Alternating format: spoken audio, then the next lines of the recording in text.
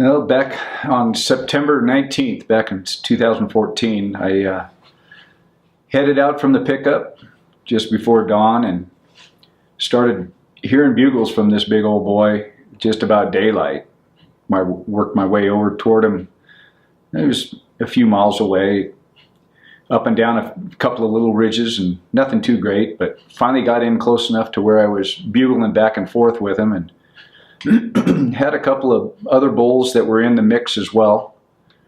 Finally got my eyes on him somewhere around 9 o'clock in the morning, and knew that he was a good bull and that it was something that I would really try and put some effort into trying to take that day. I finally, about 2 o'clock in the afternoon, still with a good constant breeze blowing uphill, I just cow called a couple of times, and believe it or not, I got a couple of cows to answer back to me. And I ended up taking my rangefinder and my bow, and really quick I just went back over just on the ridge line, just so I could start to see downslope.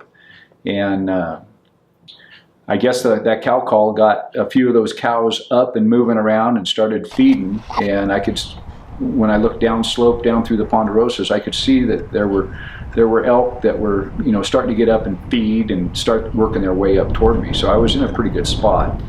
As I stood there, the cows continued to feed. I mean, they got up to within 10, 12 yards of me, and again, the wind was staying constant upslope. I was in a good spot.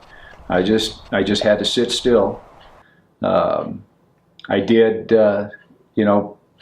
just briefly, I heard a glunking. The bull was starting to glunk, which meant to me that he was pushing a hot cow, and I could hear him still in the trees, not see him, but knew that he was coming close to getting up into my neck of the woods. He pushed that cow out, and it seemed like it took forever before I could see his tips of his horns coming out of the limbs of the ponderosas. But sure as heck, he stepped out, and I had him figured for about 26, 27 yards. I think when I finally ranged it, it was 29 yards. But when he stepped out, I was already drawn back, and I let an arrow fly, and that bull stood there, not knowing what had hit him, and that arrow went flinging right through him. He stood there. Cows started crisscrossing back and forth on the slope. He didn't know which direction to go. He was basically just froze, just stood there watching the cows back and forth, and he turned back over his shoulder and looked back up toward me.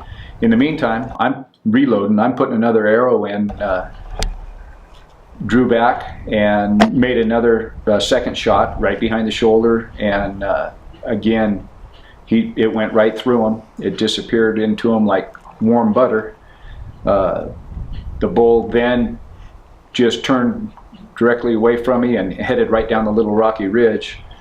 Real quick, I gathered myself together because I knew I made 2 good hits on him, and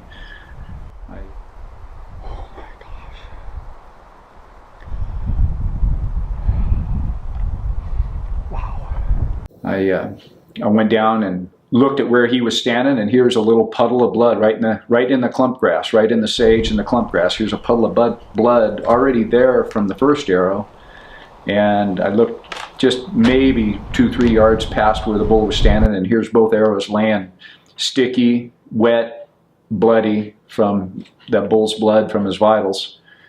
They're laying right there in the sagebrush and in the clump grass, bunch grass. It was an easy blood trail to follow. I just followed it down off that little spine of a ridge, and it broke down into the bottom where it turned into more sage. He was about 50 yards away from me on the other side of the sage, the little cove that he was in, and he was just struggling, just shivering and struggling to try and keep his feet under him. The poor old boy was dead on his feet. He was just running on adrenaline. I thought real quick I need to put another arrow in him, but then I thought, oh my goodness, he's completely bled out. He has no blood left in him, and again he was so weak and struggling, and within seconds he just collapsed, and I couldn't get there quick enough.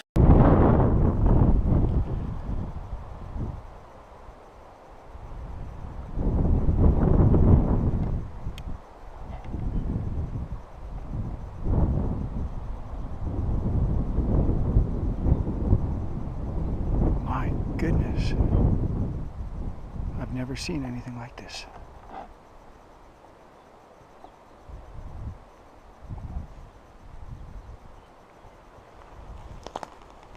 There we go.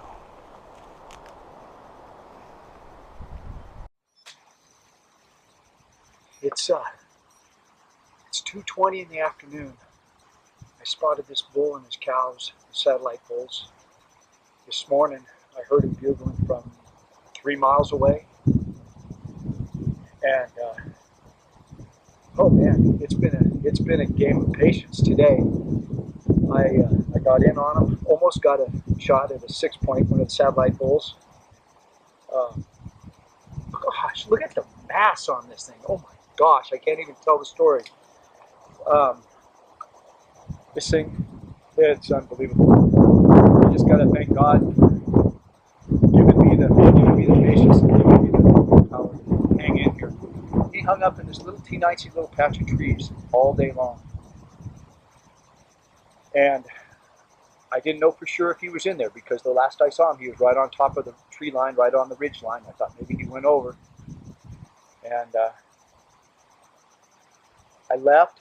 I went and hunted around for about 2 hours, and I came back and I was sitting. I ate lunch, and I decided I'd cow call. I cow called a few times, and I heard cows, and I went, they're still in here. They still got to be in here.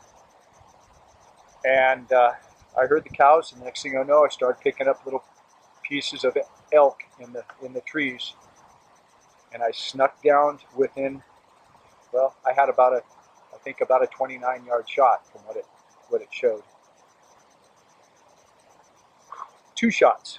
How often do you get to get 2 arrows out and put them in a huge bull like this? Oh my goodness. Again, I'm just tingling from head to toe. Whew, now the work starts. All in all, it was an absolute fabulous hunt. And again, I thank Darren and his buddies from Oregon that give me a hand to get packed out, and I just can't wait to do it again someday. That's about it.